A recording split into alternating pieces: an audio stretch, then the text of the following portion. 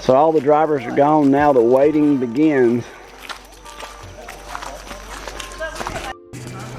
All right, we're starting out on day one at Travis Bridge on the Sepulga River. The water is, like I said, about 3.4 on the gauge at McKenzie, 3 feet 0.4. And it is beautiful. It rained a little last night. The water's a little stained. I've got Drew with me again, running the back of the boat. Here we come to a rare split in the river. And we'll go on the right side.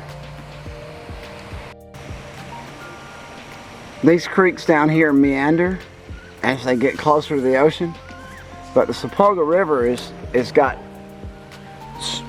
rock banks, and it doesn't meander as much, so it doesn't cut off too many of these places.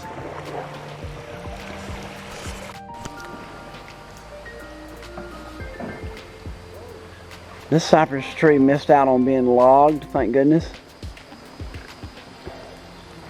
And all these cypress knees come from its roots. We went through that little channel and water, I mean, it was a wave actually splashed in the boat.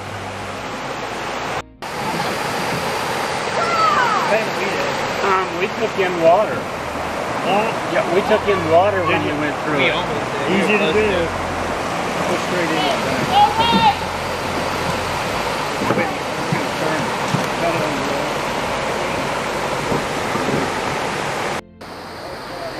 Todd just said, let's shoot good video for our funerals.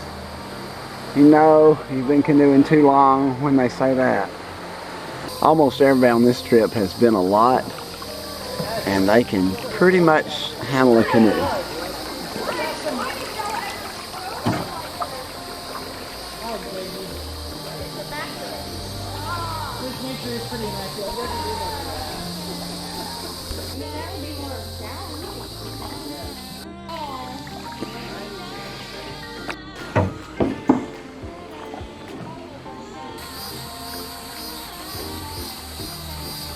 So here we're looking for a lunch spot. There, any price? Here. You know, people act like idiots. The Sepulga River does not have low banks. You cannot get into the woods. This one's up, you know, easily. you get there and... Well, enjoy is a strong word, yeah, but we can do it. So we're heading out of lunch. It's 1 o'clock almost, and there is a storm ahead that may or may not wet us. This is typical for South Alabama, and if you're really scared of lightning, this is probably not for you, because the prediction today is very slight chance of showers. And if you can see the sky, you can see that somewhere down here the chance is about 100% under this thing. Anyway, you can't do anything about lightning. You just paddle on. Here the river has cut through a cypress swamp on the left, and it's cutting out this bend on the right, it seems, so we're going to the right.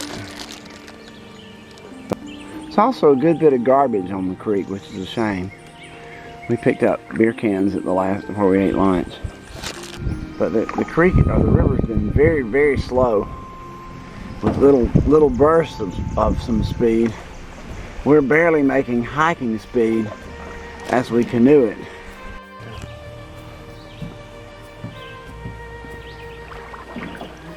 These rivers are full of these beams that used to be used in a bridge, where they floated down.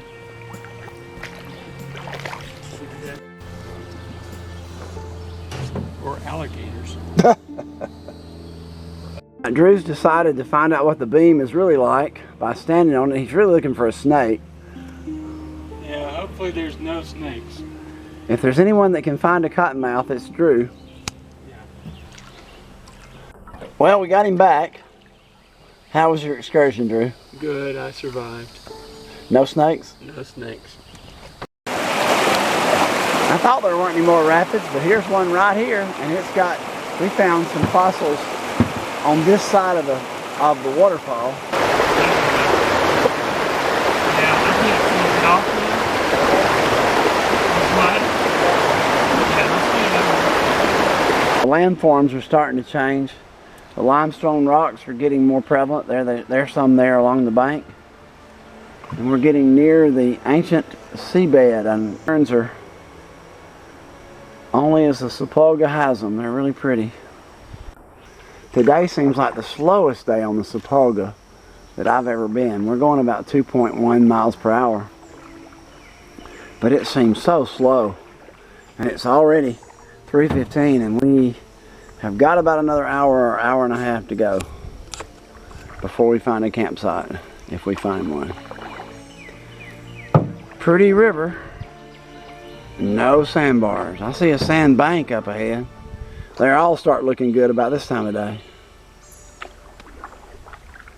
I've got to find a place to put 18 people on the side of this creek. There's a sandbar, and if you can sleep vertically, it is perfect.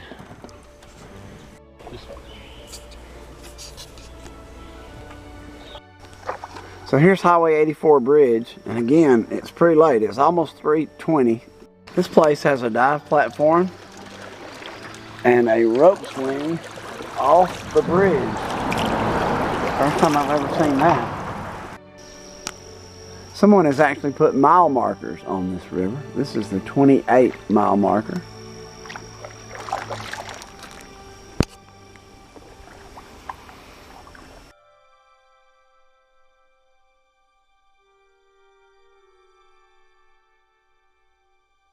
Tell us what you're going to do when the police come. I'm going to say that I have a cousin who's poaching on my property, and he's right over there. I had no idea what he was going to do. What's he doing?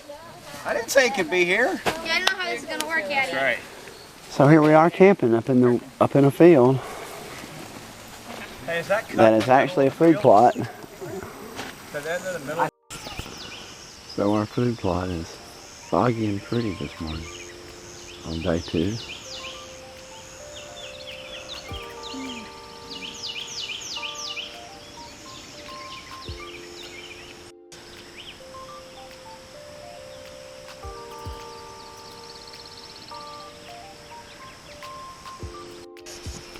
River's foggy and beautiful. A lot more beautiful now that we're not looking for a campsite. Even though we ended up camping and having to take our gear up a hill.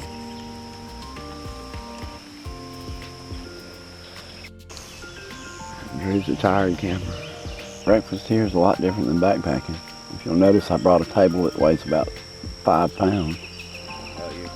It's been coming with us for about 30 years now. So the only drawback to camping on a hill, besides carrying stuff up there, is having to carry stuff down.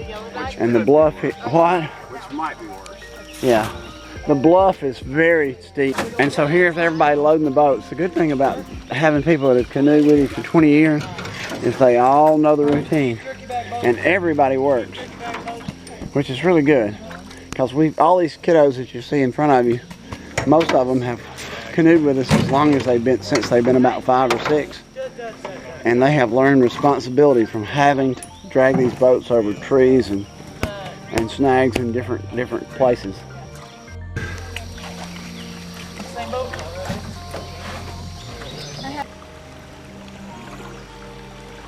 When you get past Highway 84 bridge, the river speeds up.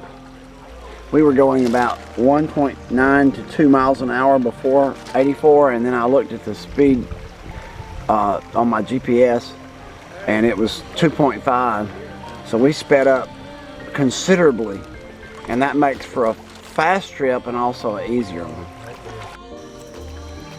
These black willows, Salix nigra, grow in sandy soil, so the soil has changed here for just a little bit to where there's lots of sand on both banks. Unfortunately for the campers, there's still no sandbars.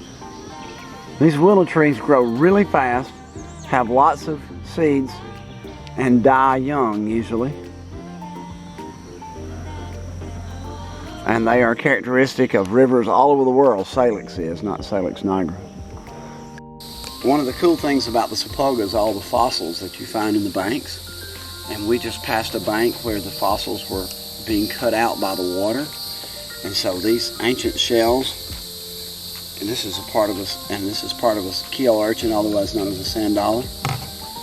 And then there's some oyster shells there, and other shells in that bank, which are part of the ancient ocean that the Sepulga River has cut through.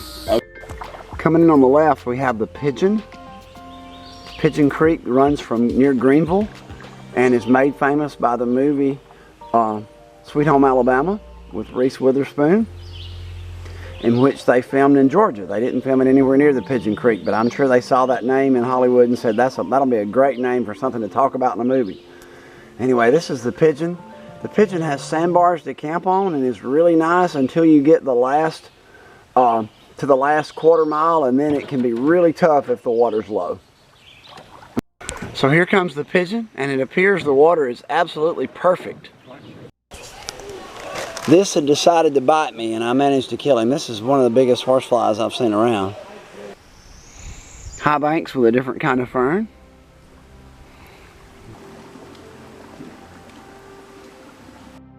This mud bank is a pretty good place for lunch, as everybody pulls up on it, and is very careful not to fall down and break their neck. Do it like Aaron's doing it. I'm so happy Penn State did.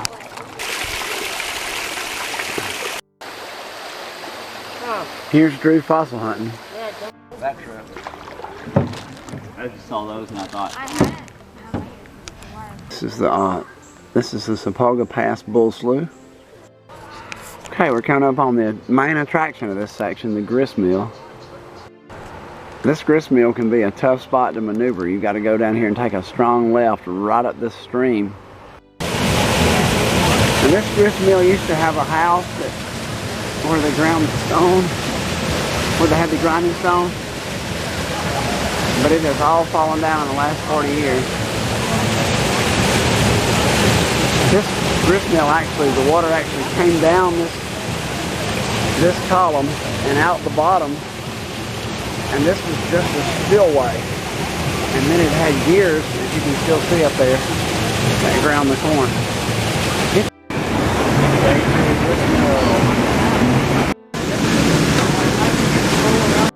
So there would have been a reservoir of water here. Now the dam is broken. And here, water would have run down this and turned this piece of machinery that's now buried in the mud, and then that would have transferred the power up here to grind the corn, which was done over here in this little house. So they're actually caverns or caves in the rocks washed by the water, and you can see them when the water's down like it is today. So the joys of the Sepulga are having to camp wherever you can. This is actually a really good site. Unfortunately, it's a little low, and since it's rained, we have puddles of water. It's not a sandbar, it's a rock bar, so I had to actually drive my stakes into the limestone, which worked fairly well until somebody trips over. The good thing about this place is the boats are right there. You don't have to carry anything much. Yes, I'll fly away, oh glory. I'm gonna fly away in the morning.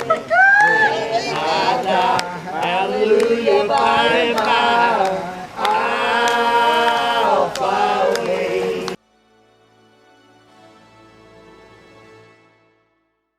So here we are waking up on Sunday morning with actually a slight drizzle. One thing we hadn't had to worry about is any heat. It has been a really cool June weekend. We are leaving on day 3 from what amounted to a really wet but adequate campsite. In about a week or two, if the rain stops, it'll be very dry and a great place to camp.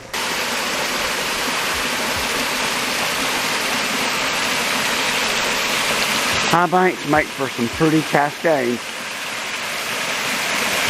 Millennia the river has beat against this wall carved out this arc. Here we see the bluff has shifted to the left side of the creek.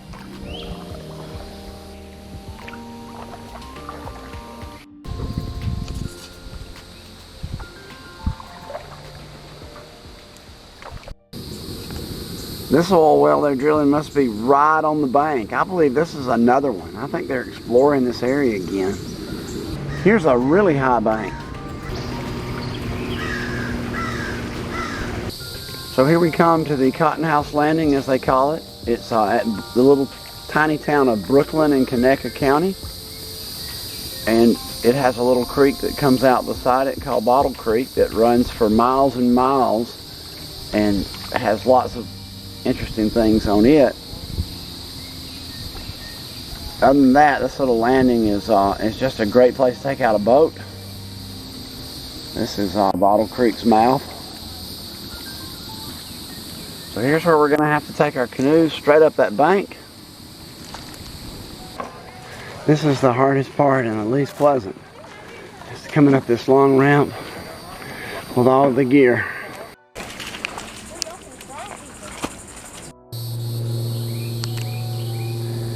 Smell of gardenias and an old farmhouse ends our canoe trip.